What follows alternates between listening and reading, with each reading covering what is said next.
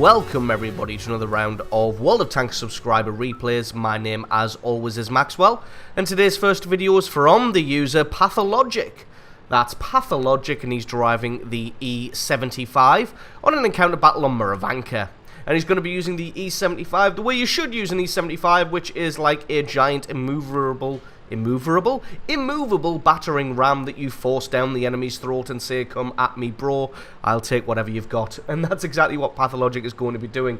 Heading over to the left-hand flank straight away. Obviously, with the E75 being a heavy tank, it's a little bit slow, so we're going to speed this one up until he actually arrives in the flank, because trust me, nothing really interesting happens until we get to this flank. So as you can see, spots out, well, he doesn't himself, but a Lorraine 40-ton gets spotted out.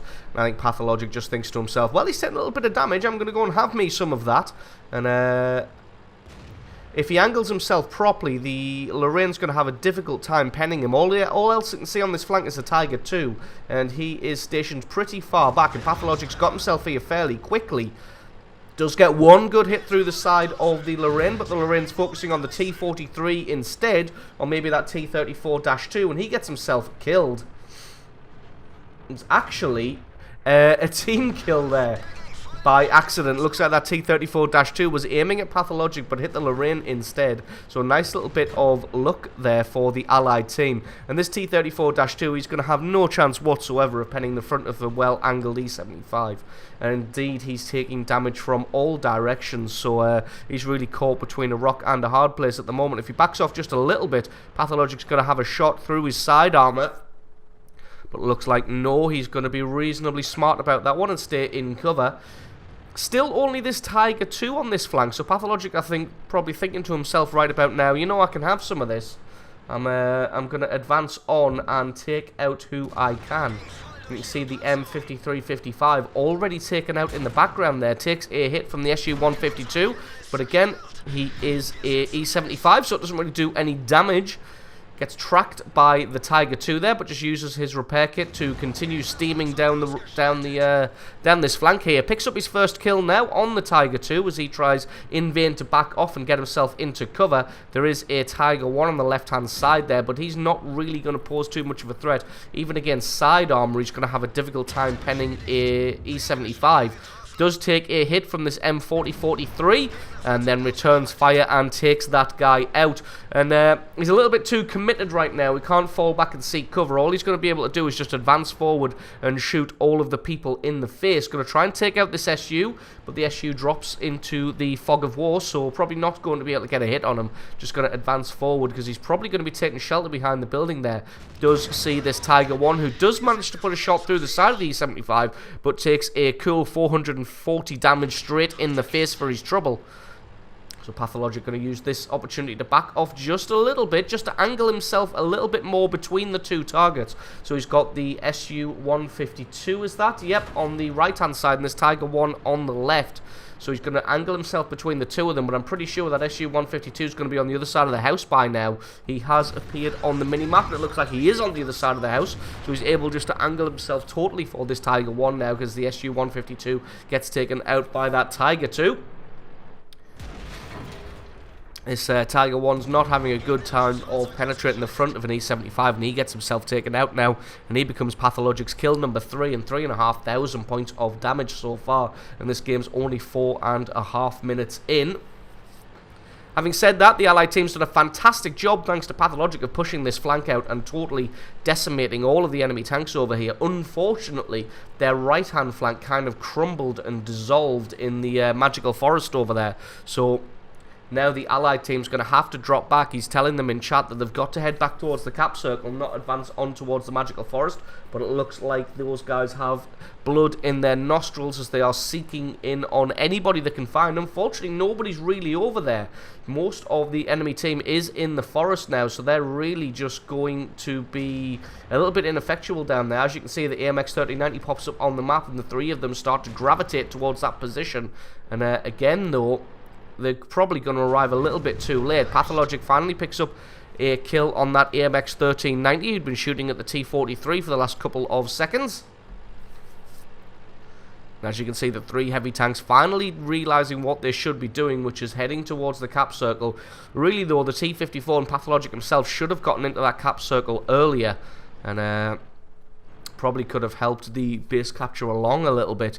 But it looks like they were just sitting out of the cap circle in an effort to try and fend off anybody who comes around the corner.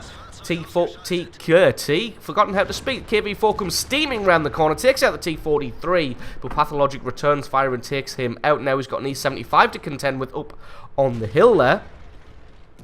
Unfortunately for that E-75, he's got his full lower plate exposed, and Pathologic's easily able to put a shot through there, while himself is able to remain hull down and fairly well defended. Again, the C-75 just perched up on top of the hill, so he's going to take another chunk of damage here.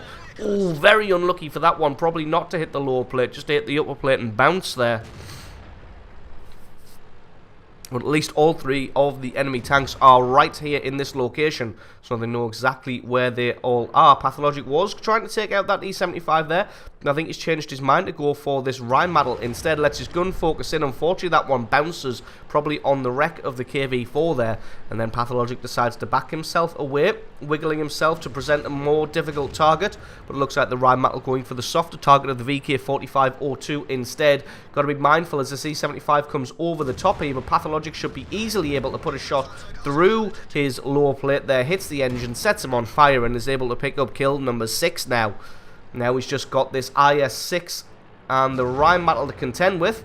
Trying to go for that IS-6 just to take his gun out of the battle as soon as possible, but it looks like the IS-6 is playing pretty cagey.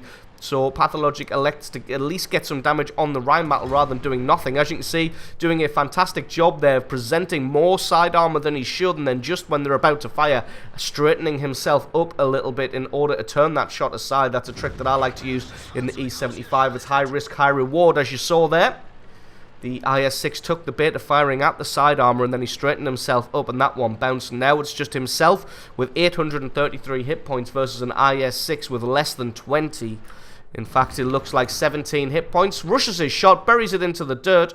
Pathologic loads the HE ammunition just to make sure he gets the kill. And that is GG and the victory. 8 kills, surviving against 3 tanks on his own at the end there, and picking up 5,500 points of damage. So absolutely awesome replay from you.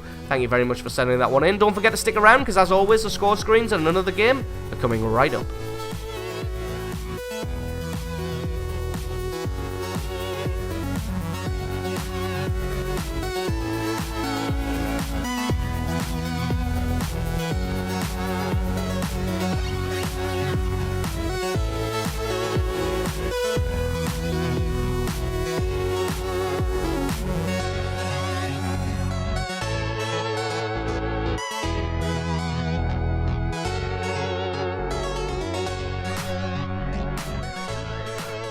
And our second replay of the day is from the user Nermit1105. That's Nermit1105. And he's driving the T-43 on a standard battle on the Arctic region. T-43 is a Tier 7 medium tank for the Russians. So Nermit's going to be heading over to the south of the flank along with the heavy tanks in this one, and going to be taking up a position down there. Does think about heading to the lower ground here, but just changes his mind a little bit. Thinks that one out a little bit and just thinks, well, maybe I can try and get a shot on somebody before I head down there. Does spot out a T-150 in the distance. Going to try and pick out his lower plate and gets a lovely shot on there to do some damage. T-150 being pretty heavily armoured from the front, so that isn't always a guaranteed penetrating and damaging hit. Going to be taking up residence behind his more heavily armoured tanks here, the T-150 and the KV-2. Going to try and get some more damage on this T-150 as he backs away, gets another beautiful hit on him there to get a little bit more damage. And now he's going to advance forward and use the opportunity. Nope, this T-150 decides he is a glutton for punishment, wants to take some more hits, which indeed he does. And the KV-2 is able to finish him off in the end there. Nermit takes a hit. Luckily for him, that just gets eaten up by his tracks there from the Tiger 1.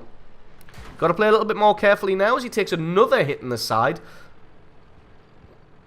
Left himself out in the open just a little bit too long. Trying to take up a position near this Panther M10, who I'm pretty sure... Nope, there we go. He's started to turn his turret now. Thought he may have just decided to go AFK after taking a couple of hits. But Nermit just taking a quick look at the mini-map here. And realising that things aren't really going in his team's favour on the other flanks. Sees that there is that Leopard in and around their base there, taking out their artillery. So Nermit going to come and try and head him off. Too busy typing there, and drives up the side of a wall. But does find the Leopard here. Manages to get a little bit of damage on him and ramming him. Unfortunately, takes out his own track. Is able to get a shot in the rear of that Leopard. And the Leopard's just going to head down the little hill there and try and just get himself away. It looks like he's actually gotten away clean with that one. So it looks like this flank, there isn't really much he can do on this flank to help his allies out. The heavy tanks pretty much have this one in the bag. But as you can see, there are a couple of TOG 2s in the centre there. So Nermit's going to head up to the higher ground here. I'm going to see if he can offer some assistance to that M7. Looks like that Leopard's still hanging around down the bottom here. But he just knows for a fact that if he goes chasing after him, it's not going to end well for himself. Although it's not really going well for the Allied team at the moment. They are currently losing 5 kills to 8. Got that T-29 in the north, which has won that flank, and the couple of TOGs in the centre there. A little bit unfortunate not to be able to hit that Hellcat, who looks like he's reversing at the moment. I'm going to try and get another hit on him, but it looks like he's gotten himself behind cover, so just has one shot into the darkness just in case. Now it's going to be a chance to try and pick out some of these TOGs. Fortunately, that one just bounced on the side armour, thanks to the angle of the TOG. Unfortunately for this TOG, his front armour isn't very tough whatsoever. So just going to have to be able to put shot after shot through that. Unfortunately, he has just faded away, so not going to be able to see exactly where he is. Allied team losing quite substantially now at 6 kills to 11. Looks like the heavy tanks in the south have just evaporated somehow. Were winning that one quite convincingly, but not anymore. Spots out a 3601. Going to be able to get shots through his side armour.